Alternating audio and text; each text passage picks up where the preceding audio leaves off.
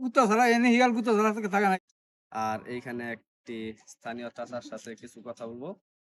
সাথেই থাকুন। চাচা আসসালামু আলাইকুম। ওয়ালাইকুম আসসালাম। ভালো আছেন? সুবহান আপনি কি এইখানকার স্থানীয়? ইনগাথানি।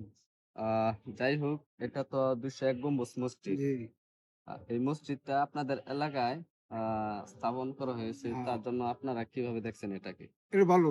ভালো? হ্যাঁ, এটা কারণে অনেক মানুষের ব্যবসা করতেছে, করে খাইতেছে। আগে তো এনে লোক আসে নাই। এ কুত্তা ছাড়া এনে হিয়াল কুত্তা ছাড়া থাকে নাই কেউ। আর এনে একটা দোকান আছে। আর এর দোকানে সারাদিনে ৩০০ টাকা ৪০০ টাকা বেচাকেনি করছে। আর লক্ষ, লক্ষ টাকা বেচাকেনি হয়। আর পাশে এমন দেখতে বলতেছি হ্যাঁ। পারতাছি যে এটা এগুলা ৫৭ মানে তলা এখানে মিনার হবে।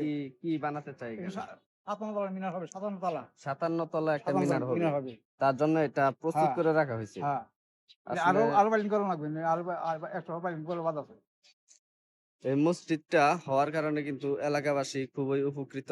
আপনারা বাংলাদেশ থেকে যারা ভিডিওটি দেখবেন অবশ্যই এই মসজিদে আইসা ঘুরে যাবেন এবং নামাজ পড়বেন।